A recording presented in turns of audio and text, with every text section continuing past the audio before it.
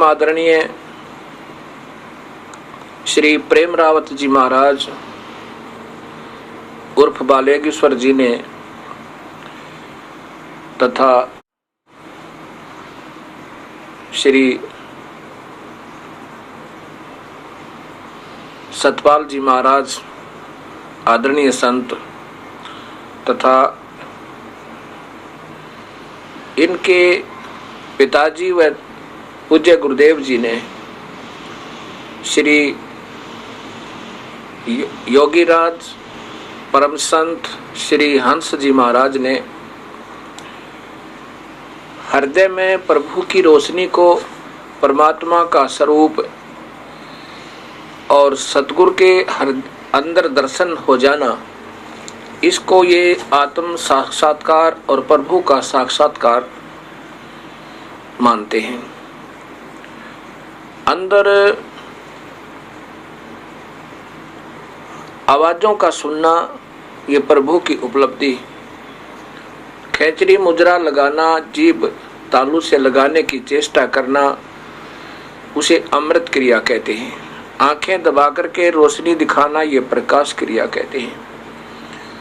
और से और हैं दो हिस्सों में बांट के हंस नाम का मंत्र बताते हैं और कहते हैं उस हृदय में विद्यमान प्रभु के पास जाओ, उसको देखो, उसके दर्शन करो, हृदय की भूख मिटाओ। वो सच्चिदानंद है। सच्चिदानंद की परिभाषा आपको पहले भी मैंने बताई, इस दास ने पहले भी बताया समाज को कि सच्चिदानंद किसे कहते हैं। सत चित आनंद, इस मन का अर्थात इस जीवात्मा सहित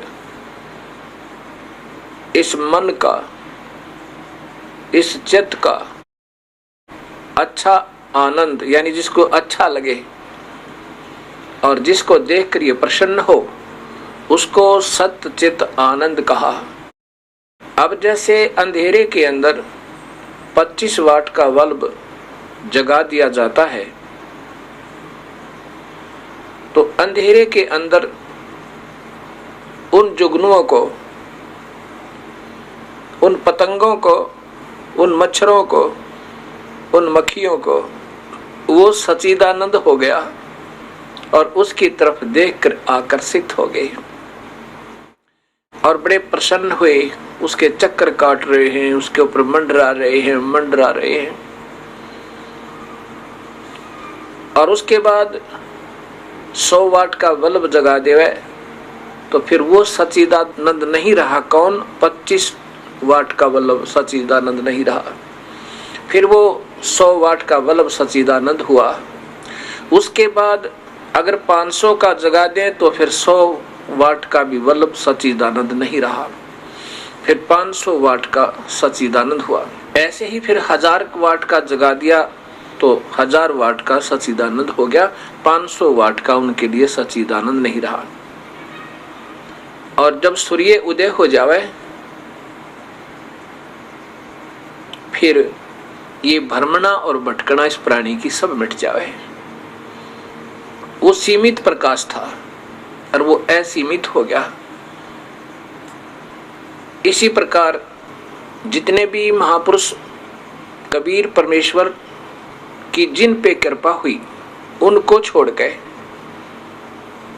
अन्य सभी महर्षियों ने, ऋषियों ने, संतों ने, पंथों ने, उनके द्वारा स्वरचित शास्त्रों ने यही बताया है कि परमात्मा कोई निराकार कह देता है, कोई साकार कह देता है।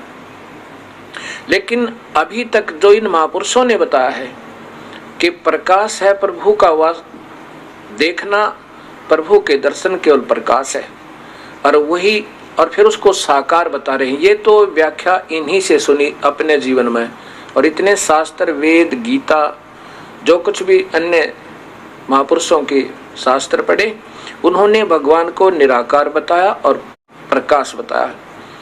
इन्होंने प्रभु को आकार बताया और साथ में वही प्रकाश बताया।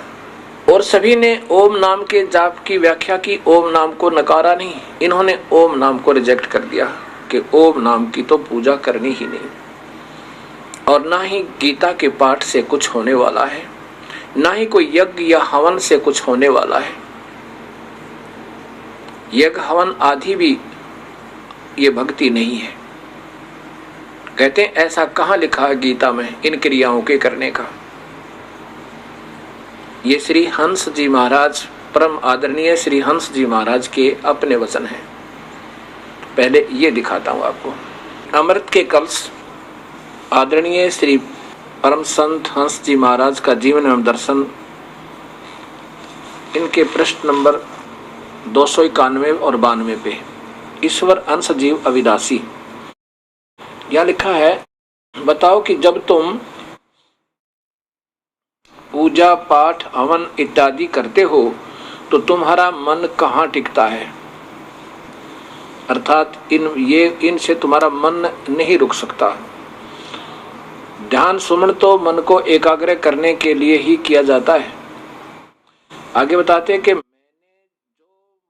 मैं जो नाम बताता हूं वह किसी का बनाया हुआ नहीं है।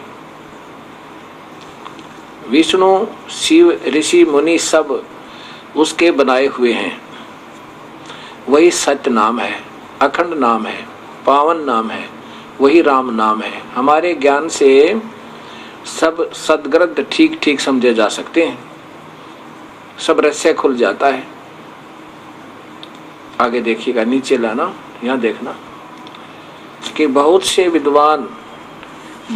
विद्वान ओम को भगवान का सच्चा नाम कहते हैं, परंतु ओम तो बैखरी वाणी का विषय है, अर्थात ये तो बोल के सिमरन होता है, इसकी ये नहीं सुमन का नाम। और फिर आगे प्रश्न नंबर इसी के प्रश्न नंबर 452 और 53 पे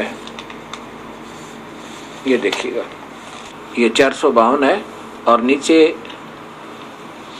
गीता का पाठ करने वाले पाठ में ही ज्ञान अथवा भक्ति समझते हैं, और राधे कृष्ण कहने अथवा भगवान श्री कृष्ण जी की मूर्ति की पूजा आरती करने में ही अपना भला समझते हैं, किंतु ऐसा करने के लिए तो गीता में कहीं नहीं लिखा है। गीता का पाठ करने का गीता में कहीं नहीं लिखा है। अभी दिखाऊंगा गीता में कहाँ लिखा है। ऐसे ही रामायण का पाठ करने वाले, राम राम रटने और राम भगवान की प्रतिमा का पूजन ध्यान करने को वेदों का स्वाध्याय करने वाले, ये देखिएगा, वेदों का स्वाध्याय करने वाले ओम ओम की ध्वनि लगाकर गायत्री जाप करने तथा यज्ञ हवन को भक्ति या ज्ञान कहते हैं, समझते हैं। विचारने की बात तो यह है कि इन सब बातों से किसी का सच्चा हित हो भी रहा है क्या? ऐसा ही करते रहने से मनुष्य योनि के सच्चे ध्येय तक पहुंच ही जाएंगे क्या? भगवान श्री कृष्ण ने अपने परम भक्त अर्जुन को ऐसा ही करने के लिए आदेश दिया है था, जबकि इन सभी बातों में से कोई भी ऐसी साधन नहीं है जो कि युद्ध करते हुए किया जा सके। अब ये देखते जाना इन महापुरुषों की विलक्षण बुद्धि के सोच। कहते हैं, क्या युद्ध में तुम ओम नाम जप सकते हो? क्या युद्ध में तुम हवन कर सकते हो या गीता का पाठ कर सकते हो? ऐसा कहाँ लिखा है भगवान ने गीता में?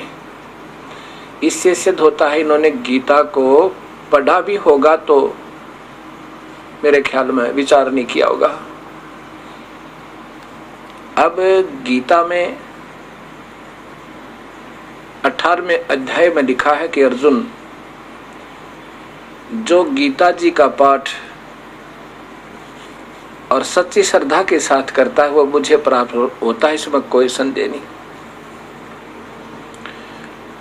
और फिर ये बताते हैं, ध्यान लगाओ हृदय में पहुंचो, ध्यान लगाओ हृदय में पहुंचो, आंखें बंद कर लो, कान मूंद कर बैठ जाओ, घोर तप करो। फिर ये युद्ध में कर सकते हैं? हृदय में अगर ध्यान लगा कर बैठ के युद्ध में फिर युद्ध कर सकते हैं क्या? भगवान ने ऐसा ही कहा उसमें। अब ये इतना जटिल ज्ञान बना दिया इन अपनी अपनी सोच के आधार पर महापुरुषों ने। ये थी तो पुण्यात्मा। यदि इनको ये सच्चा ज्ञान कोई संत मिल जाता, क्योंकि ये युगों युगों से ऋषि है, महापुरुष थे, तभी तो इतना मेहनत की भगवान के लिए। पर बबूल बीज के आम के स्थान पे उसकी कितनी मेहनत करो, कितनी उसका सिंचाई और उसका सुरक्षा करो, आम नहीं लग सकते। यही इनके साथ हुआ। अब दिखाते हैं आपको। गीता में यज्ञ करने का के लिए भगवान ने कहा है कि जो यज्ञ नहीं करते, अर्थात 5 यज्ञ करनी होती, ये अवश्य करनी चाहिए। गीता में लिखा है कि सबसे पहले ब्रह्मा ने जो सृष्टि कल्प के प्रारंभ में रची, उस समय सब प्रजा से कहा था कि तुम शास्त्र अनुकूल वेदों अनुसार वेदों को पढ़ के सुना था कि भगवान का आदेश है सब यज्ञ करो। जो प्रभु ने तुम्हें दिया है तुम्हारे भाग्य में, उसमें से यदि कोई कुछ हिस्सा प्रभु के नाम पर यज्ञ हवन धर्म नहीं करता तो वो चोर प्राणी है। अब देखो, हर एक चीज को हमने समझना पड़ेगा विधिवत। कोई तो केवल हवन हवन और ओम नाम के जाप को ही अंतिम उपासना बता रहे हैं। हमने ये सारी ही मिलकर करनी पड़ेंगी, तब बात बनेगी। कौन कौन सी? यानी प्रमाणित शास्त्रों का स्वाध्ययन भी, जैसे वेद, अब संक्षिप्त में वेद ही गीता बन गई, और साथ में प्रणाम भी, दान भी, यज्ञ भी, हवन भी। यज्ञ 5 प्रकार की होती है। एक यज्ञ है धर्म की, दूसरी यज्ञ है ध्यान, तीसरी यज्ञ हवन की, चौथी यज्ञ प्रणाम और 5वीं यज्ञ ज्ञान की। ज्ञान है संतों के विचार सुनना और प्रमाणित एथेंटिक रिकॉर्ड, जैसे गीता जी। अगर ब्रह्म साधना करनी है तो गीता जी का पाठ नित्य करना चाहिए। लेकिन केवल पाठ नहीं, गीता में भगवान ने यह भी कहा है कि ओम नाम का जाप पूरे संत लेकर करना है। नाम एक बीज है, उपदेश एक नाम एक बीज है, और ये 5 यज्ञ उसमें सहयोगी हैं, जैसे सिंचाई, खाद, पानी, ये यज्ञ है। यदि हमने बीज नहीं बीजा, ओम नाम नहीं जपा और गीता का पाठ भी करते रहे, गीता जी का, और धर्म भी करते रहे, तो वो व्यर्थ है, पूर्ण लाभ नहीं होगा। व्यर्थ का तात्पर्य है पूर्ण लाभ नहीं होगा। अब जैसे हमने बीज बीजा, अब क्या कहते हैं बंदी छोड़, यही बताना चाहते हैं कबीर साहब कि तुम समझ नहीं पा रहे हमारी बातों को, हम कहना क्या चाहते हैं। ये देखो, ये हमने एक पौधा बीजा, आम का पौधा बीजा, नीचे इसका बीज लगाया, सिंचाई प्रारंभ की विधिवत, और यहाँ पर हमने ये हवन रूपी, ये यज्ञ रूपी, ये जल, खाद, इसकी सुरक्षा, इसमें को गुड़ाई, ये करते रहे, तो कहाँ फल लगेंगे? यहाँ लगेंगे। ये अक्षर पुरुष एक पेड़ है, निरंजन वाकी डार, निरंजन ये काल है, अक्षर पुरुष ये ब्रह्म, और परब्रह्म ये परब्रह्म है। ये ब्रह्म गलती से लिख दिया, ये ब्रह्म है, क्षमा करना, ये परब्रह्म है, ये परब्रह्म है, अक्षर पुरुष ये तना है, और ये ब्रह्म है, ये डार है। और फिर डार के 3 शाखाएं हैं, ब्रह्मा, विष्णु, महेश, और फिर आगे इन्हीं से उत्पत्ति इन देवताओं की है, जहां पर ये टहनी और छोटी शाखाएं होगी, टहनियां होगी। अब गीता जी के 3रे अध्याय में लिखा है कि जो यज्ञ नहीं करते, ये तो 5वें अध्याय में लिखा है कि उल्टा लटका हुआ एक वृक्ष है अर्जुन। अब इसमें सीधा बीजा हुआ पौधा, भक्ति रूपी ढंग से भक्ति करने का तरीका है इस अपनी भक्ति रूपी पौधे का जड़ की सिंचाई करनी है, और फिर इनसे इन टहनियों का फल लगेंगे, ब्रह्मा विष्णु महेश के, और फिर आगे छोटी छोटी टहनियां गए। अब यहाँ कहने का भाव गीता में यह है कि तुम इसकी सिंचाई करो, पूर्ण परमात्मा को भोग लगाओ, यज्ञ करो, गुरु बनाओ, उसके गुरु की आज्ञा में रहो, और फिर जैसे वो बताओ इस सिंचाई भक्ति रूपी सिंचाई के नाम लेकर फिर यज्ञ हवन धर्म ये पांचों यज्ञ आपने करते रहना होगा। तब ऐसा करने से इनके जाकर टहनियां का फल लगेंगे। प्रथम तो आपको गीता जी में लिखा है कि यज्ञ करो, नहीं करते वो चोर पापी हैं। जो यज्ञ नहीं करते वो पापी प्राणी हैं। ये देखिएगा अध्याय नंबर 3 के और श्लोक नंबर 11 से प्रारंभ करेंगे। ये देखो अध्याय नंबर 3 के श्लोक नंबर 11, इस यज्ञ के द्वारा देवताओं को उन्नत करो, वे देवता तुम लोगों को उन्नत करें। इस प्रकार निस्वार्थ भाव से एक दूसरे को उन्नत करते हुए तुम लोग परम कल्याण को प्राप्त होगे। आगे देखना, इसमें स्पष्ट कर दिया, इसकी संस्कार देखना थोड़ी सी। इष्टान भोगान ही व देवा दास्यन्ते यज्ञ भाविता। इष्ट देव को, सबका इष्ट देव केवल कबीर परमात्मा है। अब ये 14-15 श्लोक आपको बताएगा। इसी में इष्टान भोगान यानी भोग तो लगाना पूर्व परमात्मा को, नियमित उसके करना है, और फिर फल देंगे ये टहनी और पत्ते, यहाँ के तीनों लोक के भगवान और ये देवता हमें फिर लाभ देंगे जब हम मूल पूजा करेंगे। यज्ञ के द्वारा देखो, यज्ञ के द्वारा बढ़े हुए देवता यानी धर्म धार्मिक कर्म, जैसे भक्ति रूपी बीज में पौधे में पानी डाला अर्थात पूर्ण परमात्मा की भक्ति की, और उसके साथ साथ यज्ञ किए, तब वो टहनी यानी ब्रह्मा विष्णु महेश हमें पूर्ण लाभ देंगे।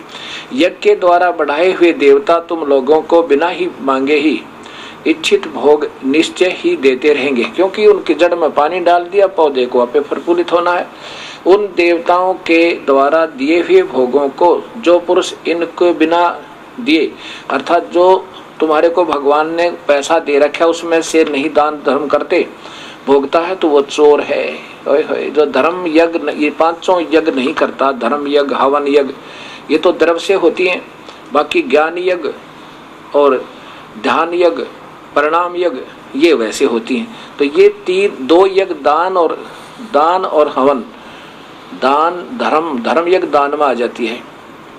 ये ऐसा नहीं करते तो वो चोर हैं, और श्री हंस जी कहते हैं ये नहीं करनी चाहिए। गीता में कहाँ लिखा है? अब 13वां श्लोक देखो आगे, ये 13वां श्लोक है।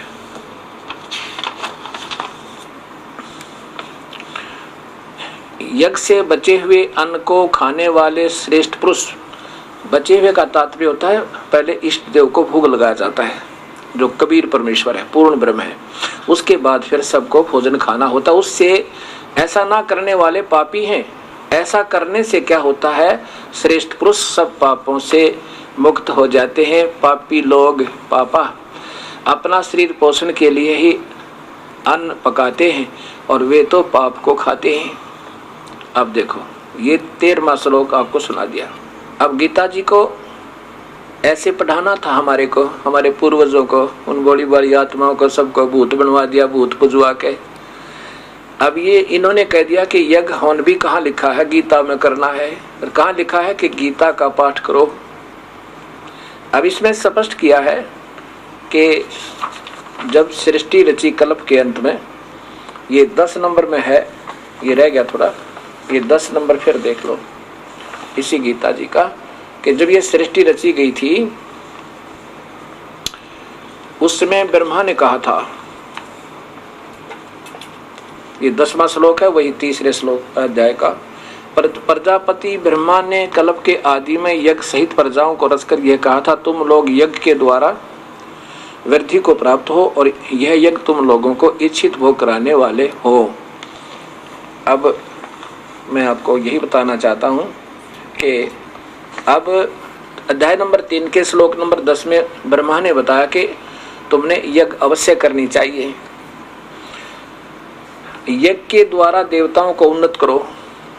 अब जैसे आपको दिखाया था कि ऐसे करो, और ये यहाँ क्या समझते हैं ये नादान लोग कि देवताओं को उन्नत करो अर्थात देवताओं की भक्ति करो। तो इसलिए इन्होंने अनजानों ने ये पौधा उल्टा भिजवा दिया, ये ऐसा भिजवा रखा है अपने सब भगत समाज पे। इन गीता में पढ़ा कि इन देवताओं को उन्नत करो, इनकी पूजा करो, ये टहनी तक गटो दी इसमें गमले में अर्जड़ करवा दी ऊपर ने। ये देखियो, यानी पूर्ण ब्रह्म की साधना ना करवा के ये जड़ तो ऊपर को करवा दी छोटे से पौधे की। अब ये तो सूख जाएगा, सबका सूख गया भक्ति रूपी पौधा। ऐसे गलत साधना, शास्त्र विरुद्ध साधना करने से। इस श्लोक को गीता जी के तीसरे अध्याय के 11वें श्लोक को पढ़ के ये उल्टा पौधा करवा दिया अनजानों ने। अध्याय नंबर 3 के श्लोक नंबर 11 में कहा कि यज्ञ के द्वारा देवताओं को उन्नत करो, वो देवता तुम लोगों को उन्नत करें। इस प्रकार एक दूसरे को उन्नत करते हुए तुम लोग परम कल्याण को प्राप्त हो जाओगे। साथ में इसमें आगे लिखा है कि ओम नाम का जाप भी करना है। कहीं यज्ञ ही करते रहो या गीता जी का पाठ ही पाठ करते रहो, यानी इन सबको मिला के करना है। अकेली यज्ञ नहीं, अकेला हवन नहीं, केवल पाठ ही नहीं, ऐसा नकारा किया है। कबीर साहब ने ऐसा निकारा किया था कि तुम केवल गीता का पाठ करते रहते हो, मूल नाम जप नहीं रहे। इन नादान संतों के कहते हैं ब्रह्म तक की साधना ओम नाम भी नहीं जप रहे हो, ये तुम्हें हानिकारक होगी। इसी से वह दुश्मन बना दिए उन वक्त गुरुओं ने, अंधे गुरुओं ने भोली जनता को। कहा कि ये तो तुम्हें तुम्हारे देवताओं को बुरा बताता है, ये तो तुम्हारे देवताओं के अपने देवताओं की पूजा नहीं करने से मना करता है, ये तो श्राद्ध निकालने से मना करता है, फिर अपने पितर स्वर्ग में क्या खाएंगे। अब जिस स्वर्ग में दूध नहीं, जिस स्वर्ग में पानी नहीं, तो वो स्वर्ग कहाँ से हुआ नादानो, ये भी ना सोचा। अब अध्याय नंबर 3 के श्लोक नंबर 12 में किया है कि यज्ञ के द्वारा बढ़े हुए देवता तुम लोगों को इच्छित भोग निश्चय ही देते रहेंगे। उन देवताओं के दिए हुए भोगों को जो पुरुष उनके दिए बिना अप्रदाय उनको दिए बिना भोगता है, वह तो चोर ही है। उनको कैसे देना ये आगे आएगा इसी अध्याय में। अब 13वां, ये मैंने 12वां श्लोक सुनाया, अभी आपको दिखाया भी था। 13वें में लिखा है कि यज्ञ से बचे हुए अन्न को, यज्ञ से कैसे बचता है कि पहले हम जब भी कोई प्रारंभ करते धार्मिक अनुष्ठान, सबसे पहले परम पिता के नाम तक प्रसाद निकालते हैं और उसको उनके निमित्त, उनकी फोटो के सामने या अपना कहीं रख दो, उसको निमित्त मान के, और फिर उसका वितरण किया जाता है। वो भोग पहले प्रभु को लगाया, उस पूर्ण परमात्मा को, और फिर उस बचे हुए भोजन को सब खाते हैं।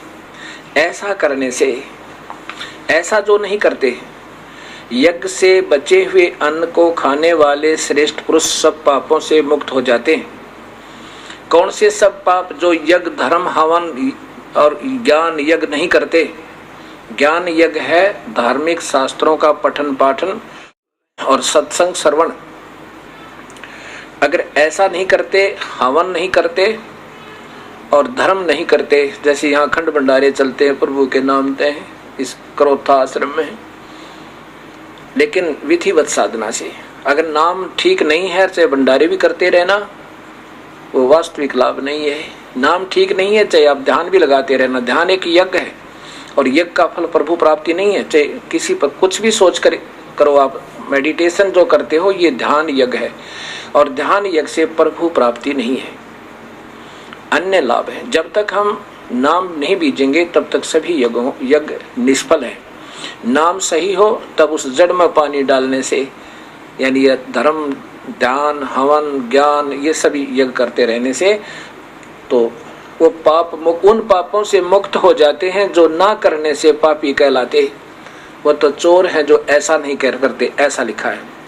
उस पाप से बच जाएंगे, मुक्त हो जाएंगे। जो ये धार्मिक अनुष्ठान ना करने से उन्हें पाप लगने थे, उन सब पापों से मुक्त हो जाएंगे। ये सभी पापों से नहीं, उन पापों से जो धर्म आदि जो हवन नहीं करते, यज्ञ नहीं करते और ये धार्मिक पठन पाठन नहीं करते शास्त्रों का, प्रमाणित शास्त्रों का, वो चोर लिख रखा है। वो तो पाप को ही खाते हैं, वो पापी लोग पाप ही को खाते हैं। जो हवन यज्ञ, धर्म यज्ञ, ज्ञान यज्ञ, गीता का पाठ, ब्रह्म तक साधना करने वालों को और पूर्ण परमात्मा की साधना करने वाले को कबीर साहब की वाणी का पाठ, उसमें वेद भी, गीता और वेद एक ही है, उनमें सभी का सामूहिक पाठ हो जाता है और पुराणों का भी पाठ हो जाता है। हमारे पास एक कबीर साहब ने अर्थात उन्हीं की प्यारी आत्मा गरीबदास जी ने एक ऐसी रमेणी बनाई है जिसमें 18 पुराणों का और वेद शास्त्र गीता का, गीता जी का और पूर्ण सूक्ष्म वेद का एक ही 15 मिनट में उसका पूर्ण पाठ हो जाता है और इतना अजब ढंग से होता है, कमाल है। आप देखना उसको, जब यहाँ आओगे नाम लेने के लिए आप सारी उम्र याद रखोगे। अब 14 और 15 में वो स्पष्ट किया है कि वो कौन है, वो परमात्मा जिसको भोग लगाना है, जिसकी पूजा प्रारंभ करने से फिर देवता प्रफुल्लित होंगे, उसके प्रफुल्लित होने से फिर वो बढ़ के यानी फिर तुम उनको फल लगेंगे, ब्रह्मा विष्णु महेश रूपी टहनियों का फिर फल लगेंगे। वो कैसे, कौन है वो भगवान, कौन है वो जड़। अध्याय नंबर 3 के 14-15 श्लोक में लिखा है कि संपूर्ण प्राणी अन्न से उत्पन्न होते हैं। अन्न की उत्पत्ति वृष्टि से होती है, वृष्टि यज्ञ से होती है। जो वर्षा इन धार्मिक यज्ञ हवन से, धर्म से, इनसे वर्षा होती है और यज्ञ विहित कर्मों से उत्पन्न होते हैं। यज्ञ अच्छे कर्मों के कारण होते हैं, शास्त्र अनुकूल साधना से होते हैं और कर्म को तू काल से, ब्रह्म वेद से उत्पन्न हुए जान। इन्होंने लिखा वेद से नहीं, ये है ब्रह्म का अर्थ है ब्रह्म, इच्छर पुरुष काल भगवान ने ही, क्योंकि हम काल के लोक में फंसे तो इस काल ने हमें कर्म लगाए। ये देखिए अध्याय नंबर 3 का और श्लोक नंबर 14 और 15। संपूर्ण प्राणी अन्न से उत्पन्न होते हैं। अन्न की उत्पत्ति वृष्टि से होती है, वृष्टि यज्ञ से होती है और यज्ञ विहित कर्मों से उत्पन्न होने वाले हैं कर्म समुदाय को। तो यहाँ पर देखो इन्होंने ब्रह्मो उद्भवम, ब्रह्म का अर्थ है काल, ब्रह्म से उत्पन्न हुए, क्योंकि ये सब कर्म वेदों का उच्चारण काल ने ही किया, यानी उस ब्रह्म से ये कर्म बनाए हुए ब्रह्म के हैं, पूर्ण परमात्मा के अर्थात ब्रह्म से उत्पन्न हुए और ब्रह्म को अविनाशी परमात्मा से उत्पन्न जान। ब्रह्म समझो, तस्मात् माने उसी से, से सिद्ध होता है कि सर्वव्यापी। अब देखो सर्वव्यापी ब्रह्म, यहाँ ब्रह्म माने परमात्मा, वहां ब्रह्म माने परमात्मा समझ लो, परमात्मा माने ये ब्रह्म न लगाए। यहाँ पर ये ब्रह्मोद्भवम यानी ब्रह्म से, परमात्मा से, यहाँ का ब्रह्म परमात्मा है 21 ब्रह्मांड का, और ब्रह्म को यानी इस परमात्मा को तो अविनाशी परमात्मा से, जैसे 3 भगवान बताए ना, उस अविनाशी परमात्मा से, वास्तव अविनाशी परमात्मा से उत्पन्न हुआ जान। और तस्मात् मान इससे सिद्ध होता है कि सर्वगतम ब्रह्म नित्यम यज्ञ प्रतिष्ठम। ये देखो इससे सिद्ध होता है कि सर्वगतम ब्रह्म, सर्वव्यापी परमात्मा वासुदेव, वासुदेव कबीर परमेश्वर है, वो पूर्ण ब्रह्म है। सर्वगतम ब्रह्म नित्यम यज्ञ प्रतिष्ठित है, अर्थात वो ही उसको भोग लगाया जाता है, वो है यज्ञ में प्रतिष्ठित। और अधियज भी वही है, आगे यदि अधियज भी आएगा आपके लिए सुनने में गीता जी में। वही सर्वगतम ब्रह्म यानी पूर्ण परमात्मा, ये ब्रह्म तो बता ही रहा है, कोई और परमात्मा है, और वही नित्य ही यज्ञ प्रतिष्ठितम, वही यज्ञ में प्रतिष्ठित है, अर्थात उसी के निमित्त सब भोग लगा के, उसी को साक्षी रख के धार्मिक अनुष्ठान किए जाने चाहिए।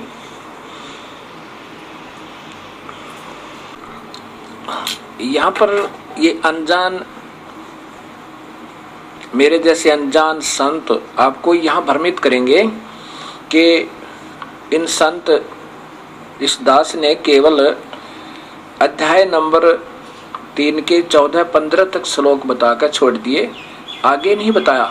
आगे ये क्या बता लिखा है इन्होंने, अब थोड़ा सा समझना पड़ेगा इस बात को। अर्जुन ने पूछा है, प्रभु आपने कर्म और अकर्म करके दो प्रकार से बताया कि कर्म मार्ग और संन्यास मार्ग, एक तो कर्म मार्ग एक संन्यास मार्ग, इनमें कौन सा श्रेष्ठ है? तो भगवान ने बताया कि भाई देखो, कर्म मार्ग कर्म योग और संन्यास योग, कर्म संन्यास। कर्म योग तो वो होता है जो गृहस्थी व्यक्ति घर में रहे, बाल बच्चों के साथ रहे, और ये सब यज्ञ हवन धर्म अतिथि सेवा सदाचार सबके साथ प्यार से रहना और गुरु बनावे और भक्ति करे। उनके लक्षण तो ये बता दिए 16 तक, अब 16 और सुनाऊंगा। 17वें श्लोक में तीसरे अध्याय के गीता जी के तीसरे अध्याय के 16वें श्लोक में अभी बताऊंगा। और 17वें में ये कहा है उन कर्म सन्यासियों को जो बाल बच्चे छोड़कर घर से बाहर निकल गए और जंगल में रहते हैं, कहते उनके लिए फिर कोई कर्म नहीं है, वो तो अपने एक ईश्वर पर आश्रित हो गए, नाम ओम ले लिया और अपना हरदम उसका सिमरण करते रहते हैं और उस ईश्वर के लौ में लगाए रहते हैं। उनके लिए फिर कर्तव्य कर्म कोई नहीं। जब घर ही छोड़ गए तो फिर भंडारा काय का करेंगे वे, और काय का फिर हवन करेंगे? वो तो अपना बैठ के ईश्वर के चिंतन में ओम नाम का जाप कर रहे हैं। ठीक है, अब कहा कि दोनों ही व्यक्ति, गीता जी में पूछा भगवान से अर्जुन ने कि इन दोनों में से कौन सा अच्छा है? भगवान ने कहा कि यदि उनकी वे ऑफ वर्शिप, यदि उनकी विधि शास्त्र अनुकूल है पूजा की, वेदों के अनुसार, वेदों में ओम नाम और गृहस्थी के लिए ये 5 यज्ञ अति आवश्यक है। कर्म सन्यासी जो घर छोड़ के बाहर चले गए और पूरा गुरु बना कर ओम नाम का जाप करें, उसके लिए फिर ये यज्ञ नहीं, उसने अपना चिंतन करना होता है बस। उसके लिए ये यज्ञ कर्तव्य नहीं, उनके लिए नहीं है। अब यहाँ ये फंसाएंगे आपको, उलझा देंगे, क्योंकि उलझाने का तो इन्होंने ठेका ले ही रखा है। और 3 परमात्मा बता रखे, ये का घुमा फिरा के काल पर हृदय में, घुमा फिरा के काल के हृदय में रोशनी देखो है। और अब देखो इसी तीसरे अध्याय के 16वें श्लोक में स्पष्ट किया है कि वो तो पाप आत्मा है जो ऐसा नहीं करते। ये गीता जी अब इसी के अध्याय नंबर 3 के 15 तक मैंने सुना दिया कि पूर्ण परमात्मा ही ये यज्ञ में प्रतिष्ठित है। अब 16 में देखो, हे पार्थ, जो पुरुष इस लोक में इस प्रकार परंपरा से प्रचलित सृष्टि के कर्म के अनुकूल नहीं वर्तता, अगर यज्ञ हवन आदि नहीं करता, जो बाल बच्चेदार है, कर्तव्य अपने कर्तव्य का पालन नहीं करता, वह इंद्रियों के द्वारा भोगों के रमण करने वाला पाप आयु व्यर्थ ही जीता है। पाप आयु अघायु हो पाप आत्मा है, वो तो व्यर्थ में जीवित है अगर यज्ञ हवन धर्म आदि नहीं करता है तो। अब देखो, अब यहाँ उलझाएंगे, ये आपको उलझा सकते हैं। अध्याय नंबर ये 17 देखो, 17 वही 3 का है। परंतु जो मनुष्य आत्मरत एवं आत्मा में ही रमण करने वाला और आत्मा में ही तृप्त है तथा आत्मा में ही संतुष्ट हो, उसके लिए कोई कर्तव्य नहीं है। जो घर छोड़ गया, आत्मा में तो रमन करेगा जिसने और कोई काम ना हो। जैसे हम तो बाल बच्चेदार और हमने सब कार्य भी करने हैं, किसी ने नौकरी करनी है, किसी ने मजदूरी करनी है और किसी ने व्यापार करना है, कोई अपनी खेती बाड़ी करता है। तो हमने तो ये कर्तव्य कर्म जो बता रखे हैं, यज्ञ 5 करते रहना होगा। अगर ऐसा नहीं करते गृहस्थी आदमी तो पाप आत्मा, नीच व्यक्ति और दुष्ट लोग लिखे, वो चोर लिखे भगवान के। और ये महापुरुष जी कहते हैं, कहाँ लिखा गीता में कि यज्ञ हवन करो। अब ये बुद्धि मेरी या तो मेरी फेल होगी, और ना इन्होंने सोचना पड़ेगा महापुरुषों ने कि तुम क्या बोल रहे हो और क्या कर गए। अब भी बात समझ जाता, कुछ नहीं बिगड़ा, प्रेस्टेज इशू नहीं बनाना इसको। मैं तो इस सब संतों के चरणों के जूतों की धूल समझना मुझे। मेरी विनम्र प्रार्थना है कि आप दोबारा फिर सोचो।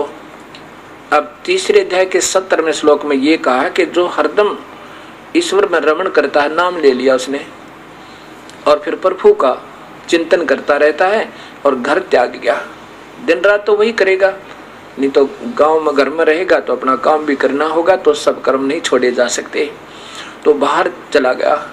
कहते हैं उसके लिए फिर कोई कर्तव्य कर्म बकाया नहीं रहता, उसका फिर इस संसार में कोई मोह भी नहीं रहता, ऐसा लिखा है उसके लिए नहीं। लेकिन जो गृहस्थी हैं, जो कर्म योगी हैं, उनके लिए, और ये सब कर्म योगी हैं, ये महात्मा जी स्वयं बाल बच्चेदार हैं और सब शास्त्र विरुद्ध कथन कर रहे हैं, बता रहे हैं। ये तीनों महाशक्तियां, ये इनके पूज्य से पिताजी योगी राज परम संत श्री हंसराज जी, और ये इनके छोटे पुत्र श्री प्रेम रावत जी बाल योगेश्वर, और ये आदरणीय श्री सतपाल जी महाराज, इन सब की यही थ्योरी है। गीता कुछ बता रही है, ये बता रहे हैं कि ओम नाम का जाप भी नहीं करना है। अब ये नहीं कि ये गलत, ये अपने दृष्टिकोण से तो बहुत अच्छा कर रहे हैं, तभी तो इतनी मेहनत करते हैं, दिन रात सत्संग करते हैं, जगह जगह जा करके प्रवचन करते हैं। तो यहाँ कहते हैं बिना विवेक संत जो बनते हैं वो फिर बात नहीं बनती। विवेक करना पड़ेगा, पहले सोचना पड़ेगा, इन शास्त्रों को फिर लेना पड़ेगा हमने। तो यहाँ ऐसा कहा, ये यहाँ उलझा सकते हैं आपको कि देखो गीता में लिखा है कि जो हरदम आत्मा में रमण करता, हरदम कैसे रमण कर सकते हो आप? आपने तो बच्चों की शादी भी करनी है, उनकी शिक्षा भी करवानी है, तो उस कमी को पूर्ति करने के लिए ये पांचों यज्ञ करनी होंगी आपने। तो ऐसे ये आगे फिर लिखा 18वें में लिखा कि उस महापुरुष का तो ना कोई कर्म करने में कोई प्रयोजन है, और न कर्म करने से और न करने से ही कोई प्रयोजन रहता है, क्योंकि उस संपूर्ण प्राणियों में इसका किंचित मात्र भी स्वार्थ संबंध नहीं रहता। वो तो उसके लिए जो दो मार्ग बताते हैं, कर्म योग और कर्म संन्यास, लेकिन उसमें बताया है कि कर्म संन्यासी से कर्म योगी बाल बच्चों में रहता हुआ व्यक्ति ज्यादा श्रेष्ठ है, ये भी बताया, क्योंकि कर्म सन्यासी को अभिमान हुए बिना रह नहीं सकता और वो पार कभी नहीं हो सकता। यदि उसमें अभिमान ना हो तो वो दोनों एक जैसी उपलब्धि करते हैं। बाल बच्चेदार भी, बाल बच्चेदार कैसे उस सन्यासी जैसी उपलब्धि करेगा? ये पांचों यज्ञ करता रहेगा, अन्यथा नहीं करेगा। ये हवन भी करना है, धार्मिक भंडारे भी गुरु आज्ञा से, उन्हीं की आदेश से जहाँ वो कहे वैसे करवाना है। और हवन कैसे करवाते हैं हम? सुबह शाम जोत लगाओ, ज्योति, अच्छा घी डालो 100 ग्राम पक्का, और 100 ग्राम डाले शाम ने, नहीं तो कुछ जितना भी डालो 50 ग्राम कुछ तो डालो, लेकिन एक बार करके देखो, मालिक की दया है, भंडारे भर देगा आपके मालिक। और फिर सुबह के हम नित्यनेम बताते हैं, यानी नित्य पाठ, वो पौन घंटा में हो जाते हैं, वो करे। हवन हो गया और ज्ञान यज्ञ होगी, मंत्र हो गए, ज्योत जले। दोपहर को किसी टाइम भी मतलब कर सकते हैं। एक और हमने 3 हिस्सों में वैसे बांटा है इसको कि एकदम ज्यादा ना हो जाए। हमारे संतों, हमारे गुरुदेव ने पहले सुबह नित्य नियम बोलते हैं उसको, नित्य कर्म यानी सुबह के, और एक दोपहर के बाद या किसी टाइम भी कर लो जब टाइम मिला आपने, और एक शाम को आरती। दोपहर को रमैणी है जिसमें सभी पुराण, सभी वेद, सभी शास्त्रों की बड़े आसान से पाठ हो जाता है। और खाना खाने के बाद एक आरती बोलते हैं, अन्नदेव की आरती, उसमें कम से कम भी 10-12 कथा हो जाती हैं सिर्फ 2 मिनट 2.5 मिनट में। अब कैसे कथा होती है? जैसे अन्नदेव की आरती में आया है कि रावण मांगन गया चून, ताते लंक वही विरोन, या एक पूरी रामायण की कथा होगी, क्योंकि हमारा माइंड कंप्यूटर से भी तेज है। हमने रामायण की कथा सुनी होगी तो एक ही लाइन में पूरी रामायण हमारे दिमाग में घूमेगी, हृदय में वो सारी बातें याद आएगी। कैसे भगवान राम को वनवास हुआ था, कैसे उनकी उत्पत्ति हुई थी, कैसे फिर सीता हरण हुआ था, कैसे रावण मरा था, यानी पूरी कथा एक ही सेकंड में इस मन ने सारी कह दी। फिर कहते हैं कि तंदुल विपुर को दिए देख, रची सुदामा पुरी अलेख। तंदुल माने चावल, सुदामा ने किसको दिए? भगवान श्री कृष्ण को आदर से भेंट किए, अर्थात वो छुपा रखे थे काख में, भगवान ने प्यार से छीन कर खाए थे और फिर उनका एक सुंदर महल रच दिया। अब यह कथा होगी। ऐसे ये कथाएं हम आपको एक ही सेकंड में, ना जाने कितना लाभ हो जाएगा। कथाएं भी सुननी है, कथाएं भी करनी है, लेकिन केवल कथाएं कथा करता रहना ये भी अज्ञानता है। ऐसी कथा रामायण की आप कथा को हफ्ते में करें, हम उसको एक सेकंड में करवाऊं आपकी। रावण मांगन गया चून, ताते लंक वही बैरू ने, हृदय में गदगद होवे। और एक सेकंड में वो दुख आवे, माँ के साथ क्या बद शुरू किया था उस पापी रावण ने कैद में, और कैसे फिर भगवान ने उसको निष्कासित कर दिया था, कैसे उन्होंने वहां अपना जीवन निर्वाह किया होगा ऋषि वाल्मीकि के घर पे। अब एक ही इसी दोहे में पूरी रामायण होगी, इसलिए 7 वर्ष दिन में कर लो अगर आपको याद है। हाँ ठीक है, याद कराने के लिए आप पढ़ा सकते हो, बोल सकते हो, बता सकते हो, उसके बाद फिर उसी पर नहीं, इतने में वह सारी कथा हो जाती है। ऐसे हम आपको ऐसा तरीका बताएंगे, क्योंकि कथाएं भी सुननी है। कबीर साहब कहते हैं, कथा करो करतारे की, सुनो कथा करतारे, और कथा सुनियो नहीं कहें कबीर विचारे। अब सबको सभी क्रिया करनी, लेकिन नाम सही होगा तो ये लाभ देंगे, अन्यथा नहीं। ये तो उस भक्ति रूपी मंत्र, जैसे ब्रह्म साधना में ओम मंत्र, पूरे संत से लेकर फिर गुरु मर्यादा में रहते हुए, और फिर ये यज्ञ हवन धर्म ये कथा करता रहे, फिर ये भक्ति रूपी पौधा आपका सफल होगा। मना नहीं किया संत कबीर साहब ने, लेकिन उनको सुना किसी ने नहीं। उस समय के वर्तमान संतों का जिनका बोलबाला हो रहा था, जिनके लाखों शिष्य हो रहे थे, उन्होंने भोली भाली आत्माओं को, अपने अनुयायियों को बहका दिया कि ये झूठ बोलता है, ऐसा कहीं नहीं लिखा है जो ये कहते हैं देवताओं को ये तो बुरा बताते हैं। इसलिए वो सारे दुश्मन कर दिए कबीर परमात्मा के। लेकिन अब समाज अनजान नहीं है। अब ये समाज आप ही सोचेगा इन महापुरुषों ने क्या हमारे साथ कितना अनजानपना किया हुआ है। अब मैं जो बताना चाह रहा था आपको कि उसका फिर इसमें कोई करने का प्रयोजन नहीं रहता, और हम गृहस्थी, हमने सब कुछ करना होगा। आगे फिर 19वें में लिखा कि अर्जुन तू तो, तेरे लिए आदेश करता हूं, तू गृहस्थी है। क्या है ये? अध्याय नंबर 3 का श्लोक नंबर 19 में स्पष्ट किया है।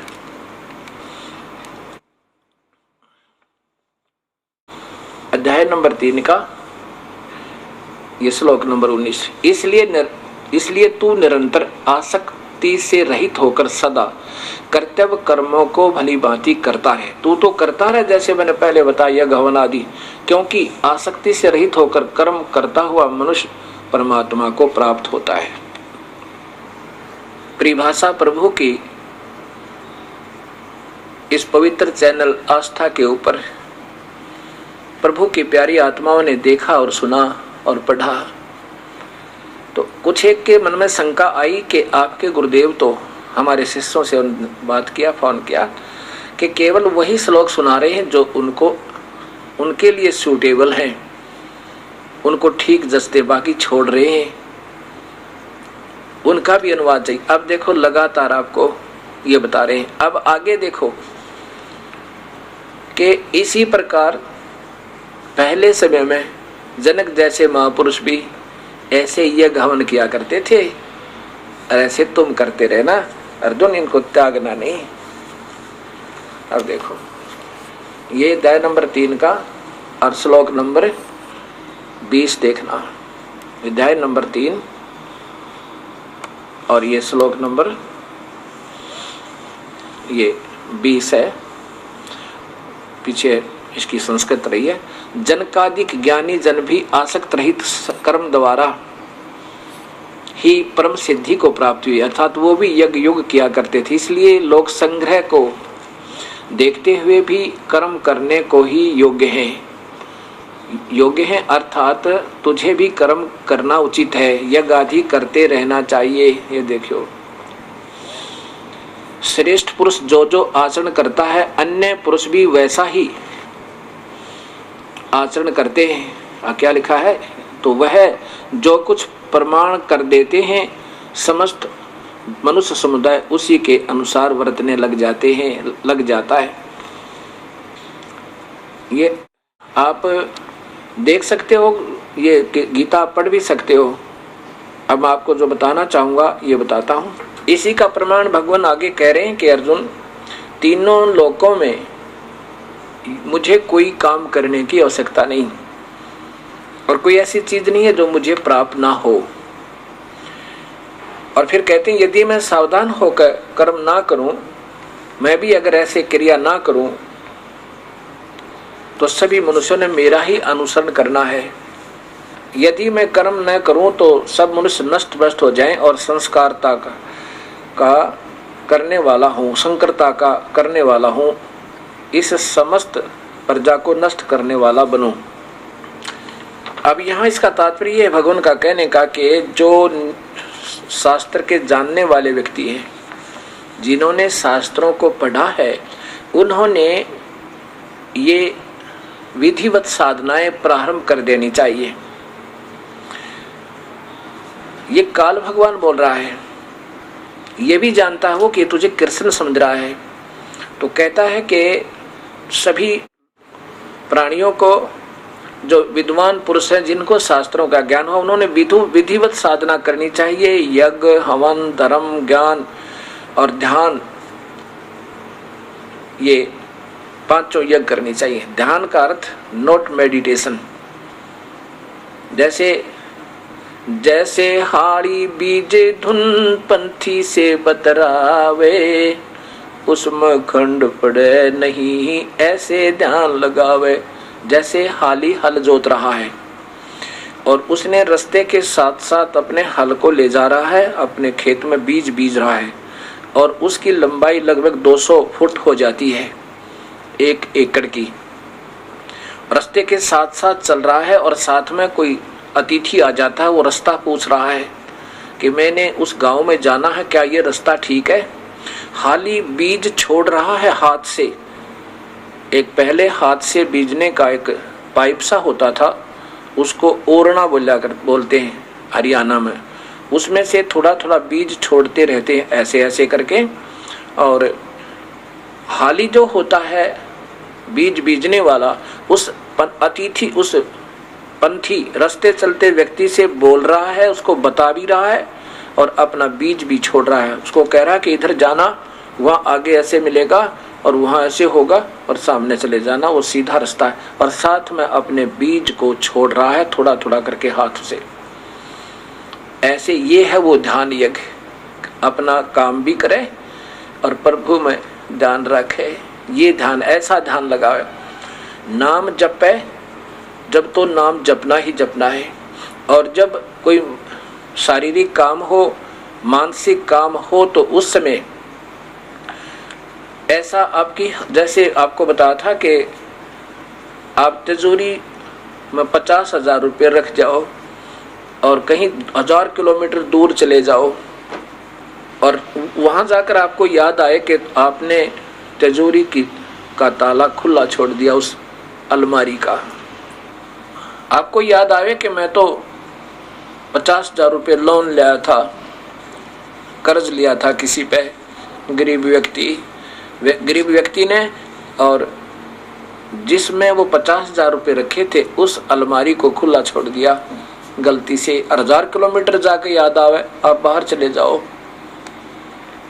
और फिर आप उस अपने कार्य को कर रहे हो, रिश्तेदारों से बात भी कर रहे हो, लेकिन आपका ध्यान उस अलमारी से नहीं हटता, हृदय में कसक बनी रहती है। बात भी कर रहे हो और कसक, ये ध्यान है।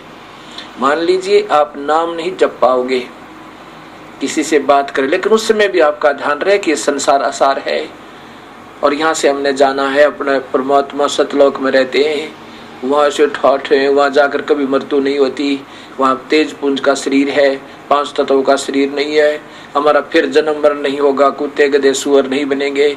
ये चिंतन है, ये दिस इज द मेडिटेशन, इसको सहज समाधि कहते हैं। ये ध्यान है। ये ध्यान यज्ञ बताते हैं, आंखें बंद कर हृदय में जाओ, ध्यान लगाओ घंटों बैठ कर, तो युद्ध में क्या ध्यान लगा सकते हैं? जैसे महापुरुष जी ने अभी टिप्पणी दी। तो अब ये कहा है कि जो विद्वान पुरुष हैं वो शास्त्र अनुकूल साधना करें और फिर उनका अनुसरण ये अन्य लोग करें। जब विद्वान पुरुष ही उनको गलत मार्गदर्शन करेंगे तो उनका अनुसरण कौन करेगा? अब बीच में थोड़ी सी टिप्पणी और देता हूँ। ये शास्त्र साधना कैसे मोड़ पकड़ी हुई है। इतने महापुरुष जिनका दुनिया में बोलबाला, और वो ऐसे प्रवचन करते हैं बच्चा न मजाक हंसी आवे। देखिएगा, ये मानस धर्म सूत्र, ये है शीतल संत श्री मुरारी बापू, और ये कहां से प्रकाशित है?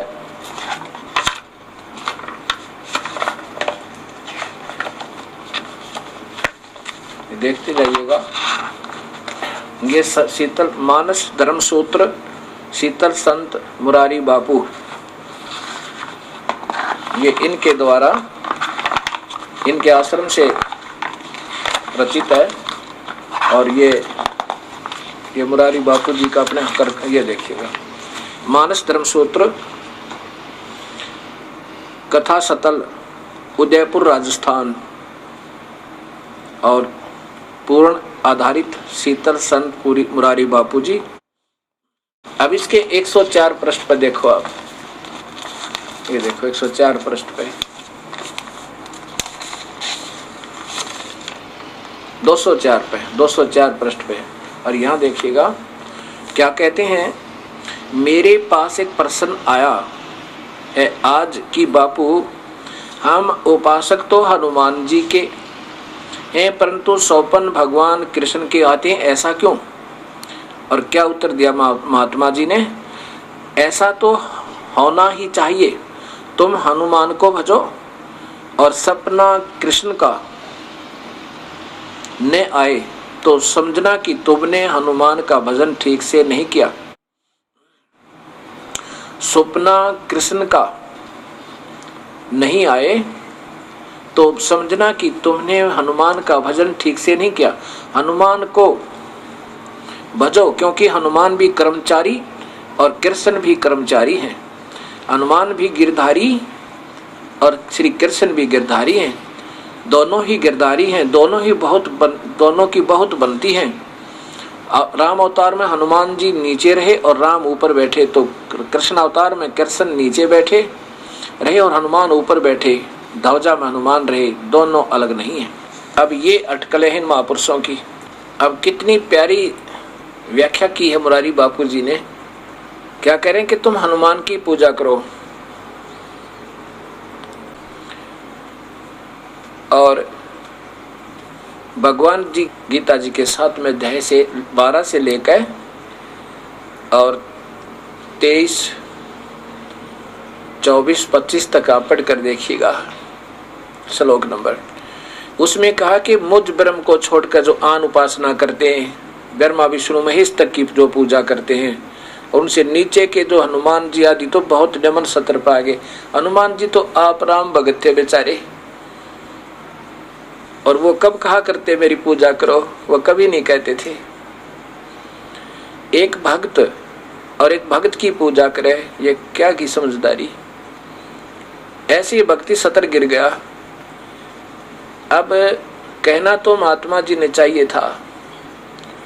गीता जी में कहा कि जो मेरी पूजा नहीं करते वो राक्षस स्वभाव के लोग, राक्षस स्वभाव के दुष्कृतिन, बुरे काम करने वाले, मूढ़ मूर्ख, मनुष्यों में नीच, अर्जुन मुझे नहीं बचते। चलो आप मान लीजिए गीता जी श्री कृष्ण जी ने कही, मान लीजिए, तो यहाँ कृष्ण जी ही कह रहे हैं कि जो मुझे नहीं बचते और दूसरी पूजा करते वो पापी आत्मा, दुष्ट, नीच, मूर्ख, यानी ब्रह्म बोल रहा है वैसे तो। और ब्रह्म ने कहा कि तीनों गुणों की पूजा, तीनों गुणों द्वारा जिनका ज्ञान कर लिया, यानी अपना ही यहाँ का सुख देकर यहाँ भ्रमित कर रखे हैं इस तीन लोक के सुखों में, उनके द्वारा जिनका ज्ञान हरा जा चुका है, वो पापी पाप आत्मा राक्षस स्वभाव को धारण किए हुए मनुष्यों में नीच, पापी, मूर्ख, वो अर्जुन मुझे नहीं बचते। ये 7वें अध्याय का 12 से लेकर अभी आपको केवल 15वां श्लोक सुनाता हूँ। अध्याय नंबर 7 का 14 और 15 देख लो। अध्याय नंबर 7 है ये, और श्लोक नंबर, वैसे तो यहाँ से है ये 14 देखो, क्योंकि यह अलौकिक अर्थात अति अद्भुत त्रिगुणमयी मेरी माया, रजगुण ब्रह्मा, सतगुण विष्णु, तमगुण शिव जी, मेरी माया बड़ी दुस्तर है। नीचे देखो, मेरी माया बड़ी दुस्तर है, जो मुझको ही निरंतर भजते हैं वे इस माया को उल्लंघन कर जाते हैं, अर्थात ऊपर उठ जाते हैं। देखो अब 15वां देखो नीचे, ये श्लोक नंबर 15 है। माया के द्वारा, उसी त्रिगुणमयी माया के द्वारा जिनका ज्ञान हरा जा चुका है, असुर स्वभाव को धारण किए हुए नराधमा मनुष्यों में नीच, ये देखिएगा, दूषित कर्म करने वाले मूढ़ लोग माम मुझको नहीं बजते। कितनी उपमा दी है भगवान ने अन्य साधना करने और करवाने वालों को। दुष्कर्तिन, ये तो दुष्कर्म बताए, पूरे कर्म हैं जो हनुमान आदि की पूजा, श्याम जी आदि की पूजा, ब्रह्मा विष्णु महेश तक की पूजा को दुष्कर्तिन, मूढ़ लोग, मूर्ख। और यहाँ देखो, माया के द्वारा जिनका ज्ञान हरा जा चुका है, त्रिगुणमयी माया, असुर स्वभाव को धारण किए हुए, असुर स्वभाव को राक्षस लोग, मनुष्यों में नीच, हे मालिक।